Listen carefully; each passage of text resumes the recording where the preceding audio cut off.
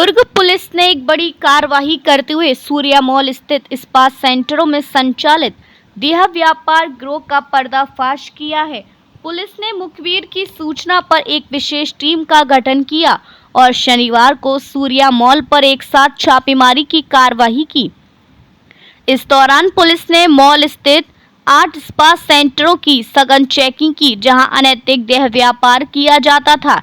दरअसल छापे के दौरान पुलिस ने ब्लू एलिजा स्पा की संचालिका अहिल्या सागर वंशी और सेंस स्पा की संचालिका पूजा सुधू सहित 3 ग्राहकों योगेश कुमार देवांगन, संतोष कुमार देवांगन और कमलेश देवांगन को रंगे हाथ गिरफ्तार किया। उनके कब्जे से आपत्तिजनक वस्तुएं सहित 3 मोबाइल फोन भी जब्त किए गए हैं। पुलिस ने उनके खिलाफ अनैतिक देह व्यापार निवारण अधिनियम 1956 की धाराओं 3, 4, 5 व 7 के तहत मामला दर्ज किया गया।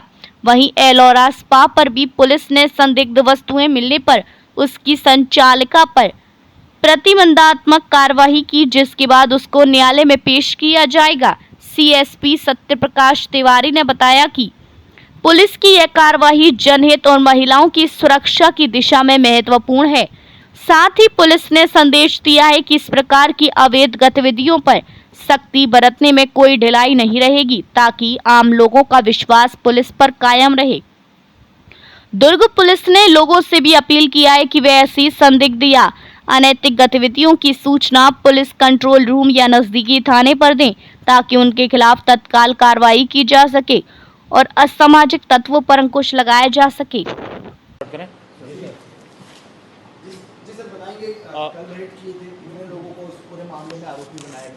कि विगत कुछ दिनों से इस्पात संचालकों के द्वारा अवैध गतिविधियां संचालित करने की सूचना लगातार प्राप्त हो रही थी, जिसके अनुक्रम में इसके पहले भी कई कार्रवाई उनके विरुद्ध की गई है। अभियान चलाया जाकर के मुखबिर की सूचना पर कल जो मॉल है सूर्या ट्रेजर आइलैंड मॉल के लगभग 8 स्पा में दबिश दी गई। उक्त 8 स्पा में से जो 2 स्पा हैं जिनका नाम ब्लू एलिजा और सेंस स्पा जो मॉल में है, इनके चेकिंग के दौरान इनके द्वारा अनैतिक व्यापार किए जाने, इनके संचालकों के द्वारा साक्ष्य प्राप्त हुए हैं। साथ ही आपत्तिजनक सामग्री भी कुछ बरामद हुई इनके पास से। पर्याप्त साक्ष्य पाए जाने पर इन दोनों संचालकों ब्लू एलिजा के संचालक अहिल्या सागरवंशी और सेंस स्पा की संचालक पूजा सिंधु उर्फ पूजा सुधू, इनके विरुद्ध अनैतिक व्यापार अधिनियम की विभिन्न धाराओं के तहत इनके विरुद्ध कार्रवाई की गई है। साथ ही इनके स्पा में जो ग्राहक के तौर पे आए हुए 3 अन्य व्यक्तियों की भी गिरफ्तारी की गई है और उनके विरुद्ध भी अनैतिक व्यापार अधिनियम के तहत कार्रवाई की गई है। कुल 2 महिला और 3 पुरुष 5 आरोपियों को गिरफ्तार किया जाकर न्यायिक रिमांड पर भेजा जा रहा है। सर, मौके से 8 से जो लूटी थी उनको भी हिरासत में लिया गया था, तो उन पर क्यों कोई केस नहीं बन रहा है? क्या कुछ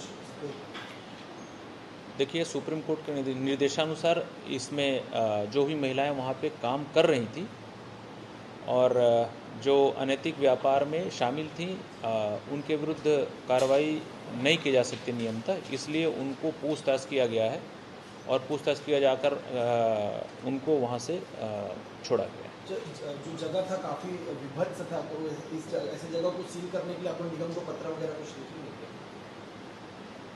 जो भी स्पा सेंटर वहाँ पे संचालित हैं, उनको संचालित करने के लिए नगर निगम से विधिक रूप से अनुमति उनके द्वारा प्राप्त की गई है। उन अनुमति पत्र में नियम और शर्तों का साफ साफ उल्लेख है। तो इस प्रकार की अनैतिक जो गतिविधियां हैं वो जो निगम से अनुमति पत्र प्राप्त किया गया है उसके विरुद्ध है और ये गलत है। उक्त संबंध में जो स्पा संचालक हैं और स्पा के संचालन के संबंध में नगर निगम से भी जो भी गुमास्ता लाइसेंस वगैरह इशू किया गया है उसको निरस्त करने के संबंध में हम पत्राचार कर रहे हैं। सर, ये लोग किराए पर थे या उसके मालिक थे? ये संचालक हैं उनके, और जो स्पा है उसका संचालन के द्वारा किया जा रहा है। ये लोग मालिक थे सर कि किराए पर थे? संचालक मतलब जो वहाँ पे किराएदार या मालिक का उसका कोई संबंध नहीं होता। संचालक मतलब संचालक होता है और संचालक संचालन कर रहे हैं वहाँ पे, तो ये यही मालिक हैं और किराएदार भी यही हैं। किराएदार है ना, तो चूँकि इन्होंने गलत जगह पर उपयोग किया है, तो उनके खिलाफ जिन्होंने किराए पर दिया है उनके खिलाफ कुछ कार्रवाई करेंगे? वो विवेचना का विषय है। यदि उनकी संलिप्तता इसमें पाई जाती है तो उनके विरुद्ध कार्रवाई की जाएगी। अगर संलिप्तता उनकी नहीं पाई जाती है तो कार्रवाई नहीं की जाएगी।